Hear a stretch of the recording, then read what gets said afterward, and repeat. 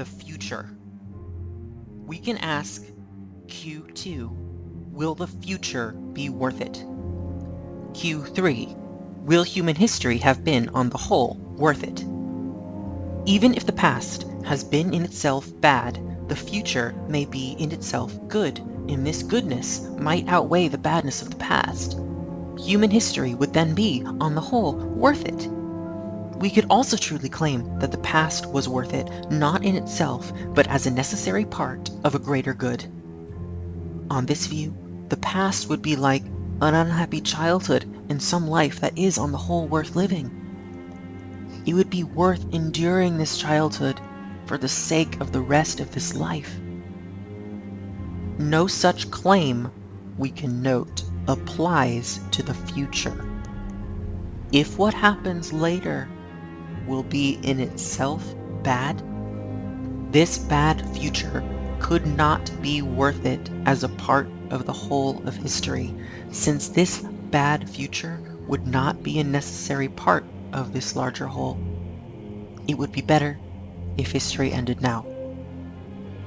In the same way, unlike a wretched childhood, a wretched old age could not be worth it as a necessary part of life that is on the whole worth living. In another way, however, the analogy with a single life fails. It might be worth enduring a wretched childhood for the sake of the rest of a good life, since our past suffering might be fully compensated by this good future. The people who suffered in the past, however, would not be compensated by what is good in the lives of future people.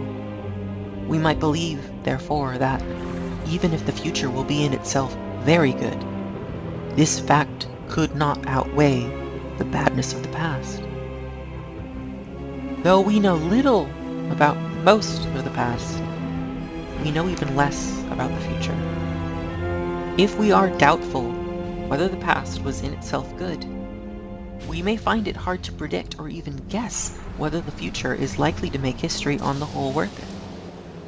When we ask whether the existence of human beings will have been, on the whole, good, we may not believe that either answer is more likely to be true. Given what some animals endure, we may have similar doubts about whether it is good that there are other conscious beings on this planet.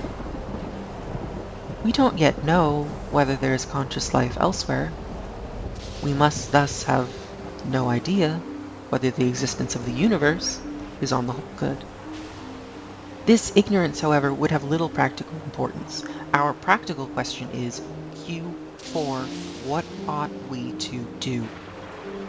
To answer this question, we don't need to know either whether the past was worth it or whether the whole of history will have been worth it. Suppose that the past was in itself so bad, even if the future will be very good, human history will not have been worth it. If that were true, it would have been better if human beings had never existed. But that truth would have no practical implications. If the future would be worth it, we should not give up now. As before, the point is clearer within one life. If my past life has been worse than nothing, my future may not be good enough to make my life as a whole worth living, and it would then be true that it would have been better if I had never existed. But it might be better if I continue to exist from now on. Even if my past has not been worth it, and my life as a whole will not have been worth it, my future may be worth it. If we were trying to decide whether the existence of conscious beings will have been on the whole good, we would need to compare the past and the future. For practical purposes, however, we can ignore the horrors of the past. It is enough to ask some questions about the future. It might be objected that we should not ignore these past horrors by thinking only about how we might help to give humanity a good future. That may seem like building a dance hall or comedy theater on the site of Auschwitz, or of some other massacre.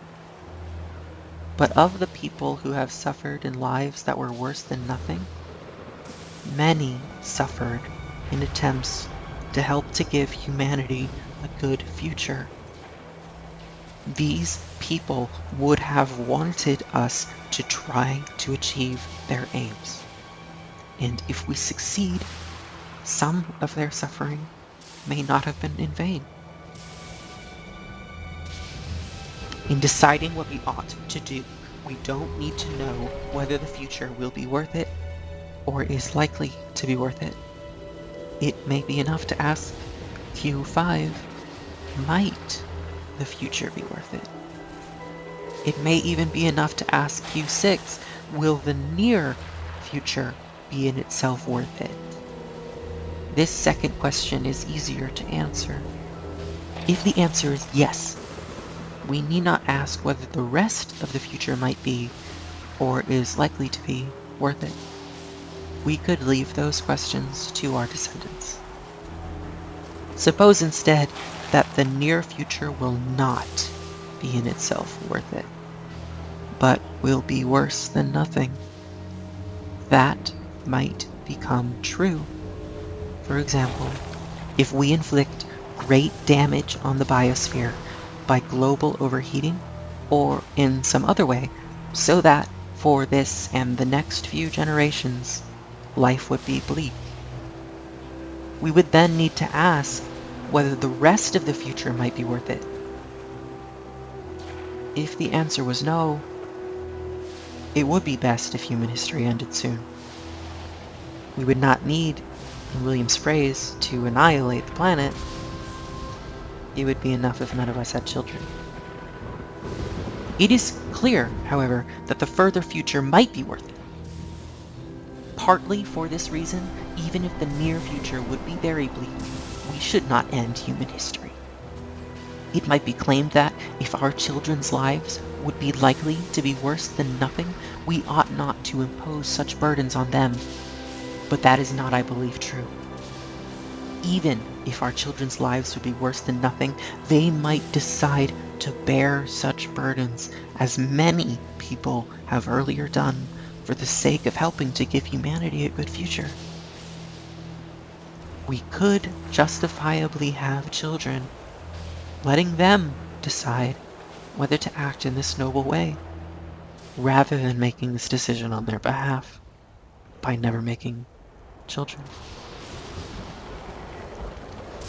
If I believed only that the further future might be worth it, I might make these claims. But we can also ask Q7, might the future be, on the whole, very good? When pessimism was most discussed in the late 19th century, some pessimists claimed that hardly anyone could have a life that was worth living. Some of these people assumed that their personal experience gave them sufficient evidence for this claim. That is not so. The evidence more plausibly supports the view that, though many people have such wretched lives, many others have lives that are well worth living. Schopenhauer gives some arguments for his pessimistic view, but these arguments are weak. Just as the privation theory claims that evil is merely the absence of good, Schopenhauer claims that most pleasure and happiness is merely the absence of pain. That is not true. And Schopenhauer makes two curiously inconsistent claims about the wretchedness of human existence.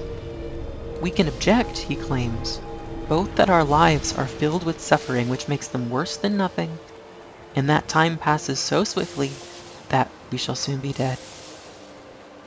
These are like Woody Allen's two complaints about his hotel. The food is terrible, and they serve such small portions. Many pessimists assumed that the nature of human life is fixed, so that what is true now will always be true. For the earliest pessimists, such as Buddha and some ancient Greeks, that may have been a reasonable assumption. By the mid-19th century, however, it should have been clear that human existence could be radically transformed. Though the world started to become uglier, anesthetics were discovered. We shall soon be able, perhaps, to prevent most human suffering. We live during the hinge of history. Given the scientific and technological discoveries of the last 2 centuries, the world has never changed so fast. We shall soon have even greater powers to transform not only our surroundings, but ourselves and our successors. If we act wisely in the next few centuries, humanity will survive its most dangerous and decisive period. Our descendants could, if necessary, go elsewhere, spreading through the galaxy. Compared with the possible future, the past is very short. I remember hearing Bertrand Russell describe his memories of his grandfather, who was born in 1792. Known history is a mere 6,000 or 8,000 years. The Earth may remain inhabitable for at least 1 billion years. What has occurred so far is at most a tiny fraction of possible human history. Nor should we restrict this question to the lives of future human beings. Just as we had descendants who were not human, we may have descendants who will not be human. We can call such people supra-human. Our descendants might, I believe, make the further future very good. But that good future may also depend in part on us. If our selfish recklessness ends human history, we would be acting very wrongly. Such acts might be worse for no one. But as I have argued, that fact could not justify these acts. Williams doubts whether it has all been worth it. He contrasts 2 attitudes to Western ethical experience. According to progressivists, who include Plato, Aristotle, Kant, and Hegel, the universe, or history, or the structure of human reason, can, when properly understood, yield a pattern that makes sense of human life and human aspiration. Somehow or other, in this life or the next, morally, if not materially, as individuals or as a historical collective, we shall be safe, or if not safe, at least reassured that at some level of the world's constitution, there is something to be discovered that makes ultimate sense of our concerns.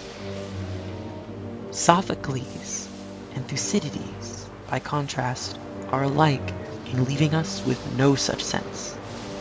Each of them represents human beings as dealing sensibly, foolishly, sometimes catastrophically, sometimes nobly, with a world that is only partially intelligible and not well adjusted to ethical aspirations. These more pessimistic Greeks, Williams believes, were right. But I believe that if we recognize certain truths about reasons, we can make sufficient sense of our concerns. There is one concern of which we can easily make sense. We can try to prevent or relieve suffering, and that is enough to give our lives some meaning. As Nagel writes, there is a great deal of misery in this world, and many of us could easily spend our lives trying to eradicate it. One advantage of living in a world as bad as this one is that it offers the opportunity for many activities whose importance cannot be questioned. Here is one way in which you could do something to relieve suffering. You could form a group of friends who commit themselves to some aid agency like Oxfam, some proportion of their future income. Once every year, this group's newsletter would report whether everyone was still making contributions. It would be hard to admit to the others that you had stopped giving and contributing, so by forming or joining such a group, you would make it easier to live up to your ideals. You and the others would need to decide how much of your income you commit yourselves to give. If you aim too high, this plan would be more likely to fail. I suggest 1/10, or more cautiously 1/20. Nagel also writes, but how could the main point of human life be the elimination of evil? Misery, deprivation, and injustice prevent people from pursuing the positive goods which life is assumed to make possible. If all such goods were pointless, and the only thing that really mattered was the elimination of misery, that really would be absurd. The same could be said of the idea that helping others is the only thing that really gives meaning to life. If no one's life has meaning in itself, how can it acquire meaning through devotion to the meaningless lives of others? These claims are, I believe, too strong. If all that really mattered was preventing suffering, our lives could all have meaning, since we could all devote our lives to this aim. Nagel's claim should instead be that if there were no great positive goods which could outweigh the suffering in people's lives, it would not be worth continuing human history. There would be another, more effective way to prevent suffering. We should all have no children. For it to be worth our staying alive and having children, we and they must be able to have lives that are not only meaningful but good. That is clearly possible. Life can be wonderful as well as terrible, and we shall have increasingly the power to make life good. Since human history may be only just beginning, we can expect that future humans, or supra-humans, may achieve some great goods that we cannot now even imagine. In Nietzsche's words, there has never been such a new dawn in clear horizon, in such an open sea. In these chapters, I have defended the view that A. There are some irreducibly normative, reason-involving truths. Most recent writers reject such views, appealing to epistemic and metaphysical objections, or to normative disagreements. I have suggested how we might answer these objections. Such normative truths, I have claimed, are not about entities or properties that exist in some ontological sense. Natural selection could explain how, without being causally affected by any such normative properties, we are able to understand and recognize such truths. And we can reason to believe that, in ideal conditions, we would nearly all have sufficiently similar normative beliefs. I have also claimed that B. We could not have reasons to believe that there are no irreducibly normative truths, since the fact that we had such reasons would in itself have to be one such truth. This claim does not imply that there are such truths. But we can add that, see, if we ought to believe some belief about this question, this is what we ought to believe. If we believe that there are some irreducibly normative truths, we might be believing what we ought to believe. If there are such truths, one of these truths would be that we ought to believe that there are such truths. If instead we believe that there are no such truths, we could not be believing what we ought to believe. If there were no such truths, there would be nothing that we ought to believe. Since D, it might be true that we ought to believe that there are some irreducibly normative truths, and E, it could not be true that we ought not to have this belief. We can conclude that we have unopposed reasons, or apparent reasons, to believe that there are such truths, so that G, this is what, without claiming certainty, we ought rationally to believe. If there were no such normative truths, nothing would matter, and we would have no reasons to try to decide how to live. Such decisions would be arbitrary. We would not be the animals that can understand and respond to reasons. In a world without reasons, we would act only on our instincts and desires, living as some other animals live. The universe would not contain rational beings. Some things I have claimed matter, and there are better and worse ways to live. After many thousands of years of responding to reasons in ways that help them to survive and reproduce, human beings can now respond to other reasons. We are a part of the universe that is starting to understand itself, and we can partly understand not only what is in fact true, but also what ought to be true, and what we might be able to make true. What now matters most is that we avoid ending human history. If there are no rational beings elsewhere, it might depend on us and our successors whether it will all be worth it, because the existence of the universe will have been, on the whole, good.